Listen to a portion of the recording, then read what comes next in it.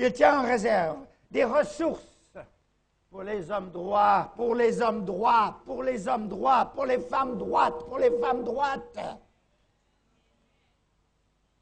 Et non pas les tordus, les gens qui adaptent le péché avec les choses saintes, qui essayent d'adapter du moins, mais c'est inadaptable.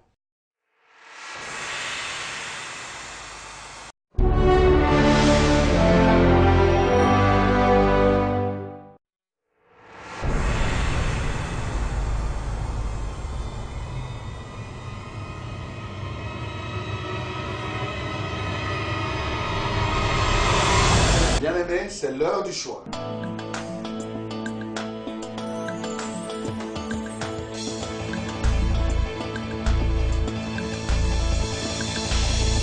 Au pied du Seigneur, je t'invite. Bien peint au dehors, Écoutez bien propre la au dehors, parole mais à l'intérieur, il y a des éternelle, ossements, il y a de la car c'est- pourriture, il y a toutes sortes de choses sales. C'est l'heure du choix. C'est l'heure du choix. C'est l'heure du choix.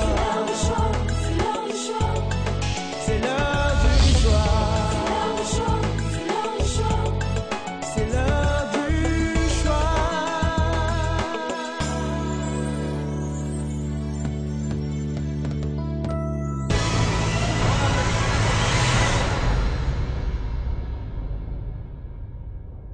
Seigneur, parle, ton serviteur écoute. Au nom de Jésus, Amen. Alléluia. La joie du Seigneur, c'est notre force. Amen, amen. Est-ce qu'il y a quelqu'un qui a réjoui le cœur de Dieu ce matin? Gloire au Seigneur. Nous le bénissons et nous lui sommes reconnaissants pour la grâce qui ne cesse de faire couler sur nous. Saluez votre voisin et dites-lui bon appétit.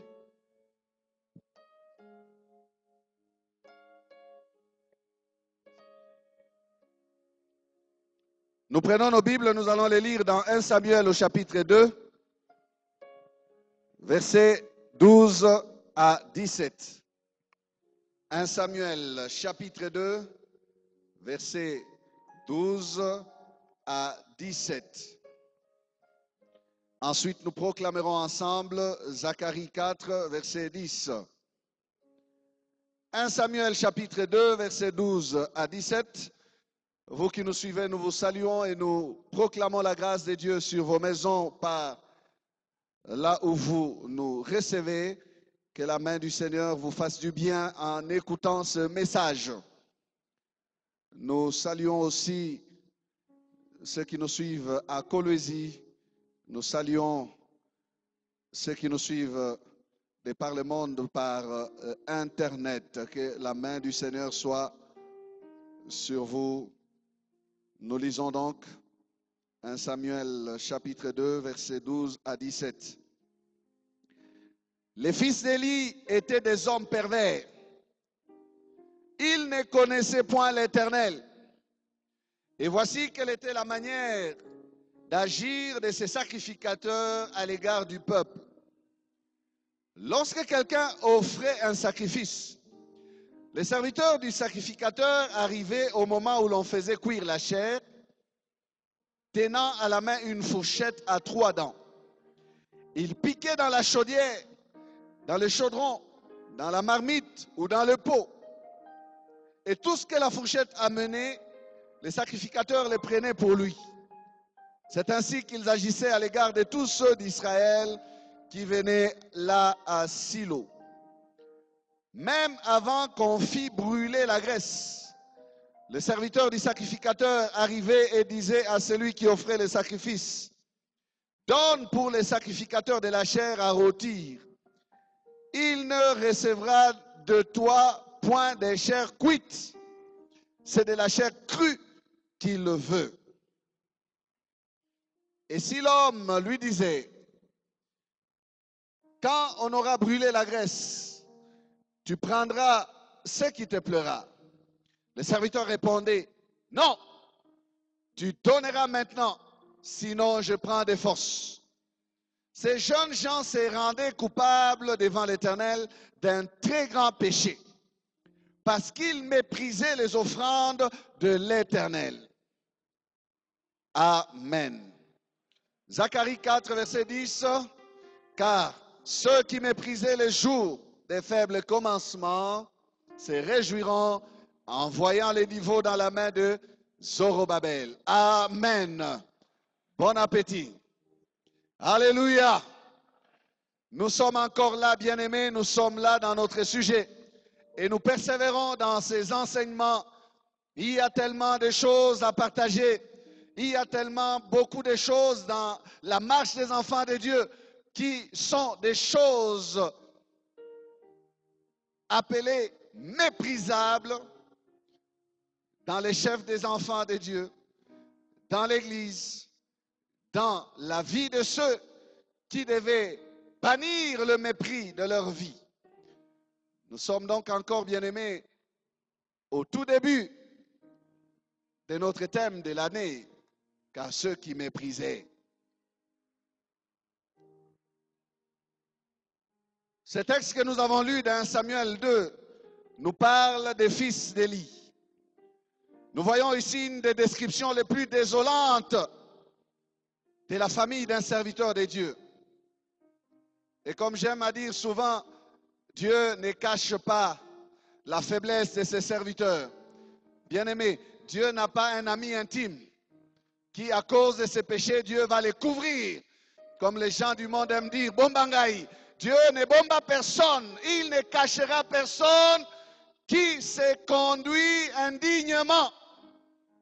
Il n'a pas caché David, l'homme qu'il disait, l'homme selon son cœur.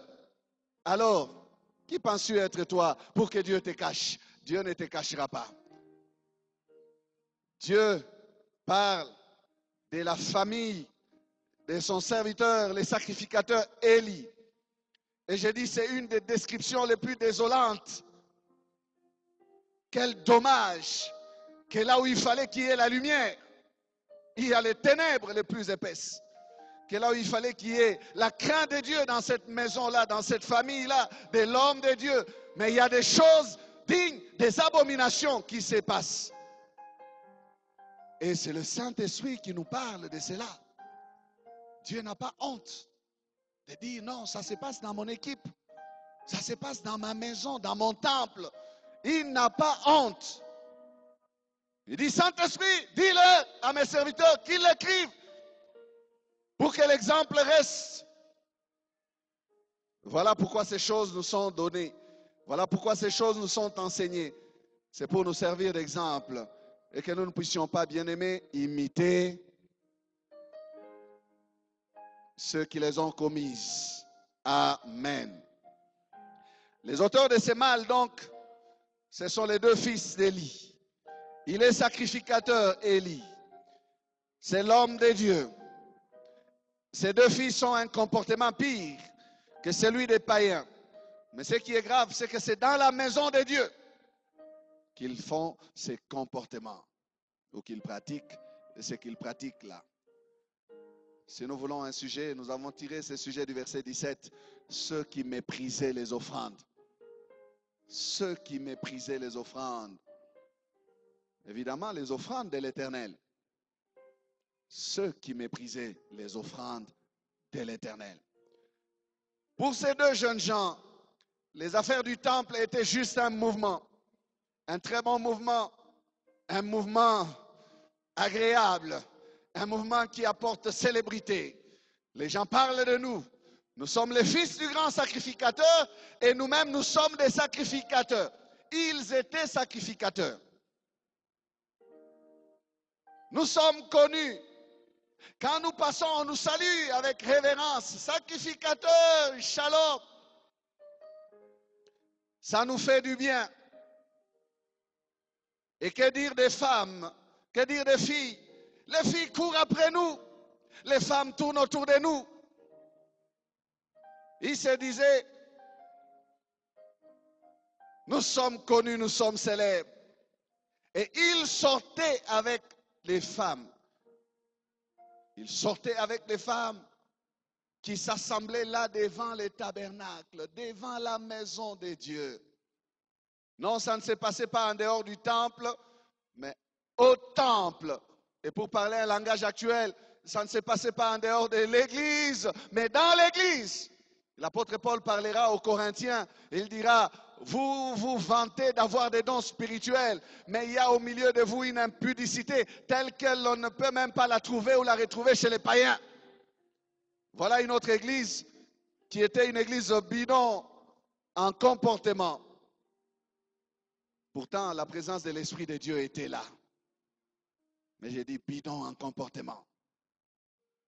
Quel dommage. Ces jeunes gens se disaient, nous sommes célèbres. Nous tirons profit du sacerdoce. Et les temples leur donnaient tout pour les plaisirs qu'ils voulaient.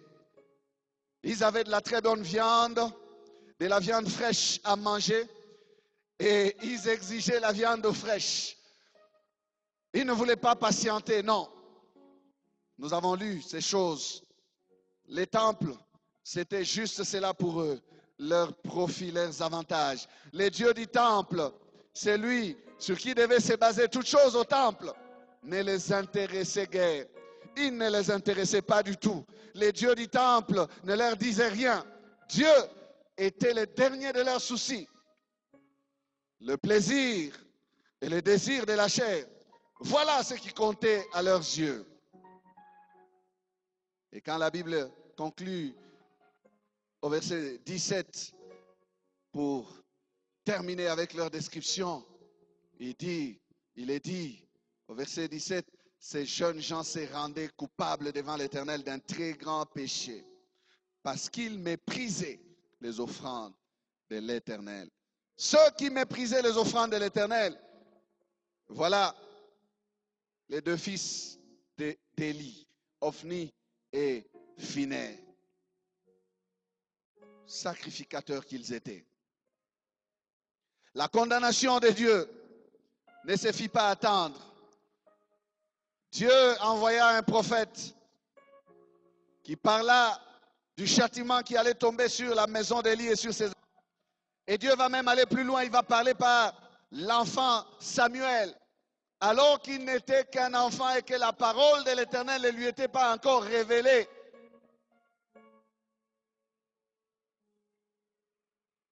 Tout premier message que Dieu lui adresse, Dieu lui parle des dégâts de la famille d'Élie. Non, la condamnation de Dieu ne s'est pas fait attendre. Et nous voyons que ces deux fils d'Élie mourront au combat face aux Philistins. Et leur père mourra aussi le même jour qu'eux, selon ce que la parole de Dieu avait déclaré de balayer cette maison-là. Dieu avait dit qu'il allait frapper et Dieu va le faire. Élie n'était pas frappé par Dieu dans sa mort, non. Élie est mort suite au choc qu'il reçut de la nouvelle de la prise de l'arche et de la nouvelle de la mort de ses deux fils. Et les choses ne s'étaient pas arrêtées là, ce jour-là. La femme de l'un des deux fils d'Élie, qui était enceinte, accoucha précipitamment dans la douleur suite à la nouvelle de la mort de son mari. Et elle va prendre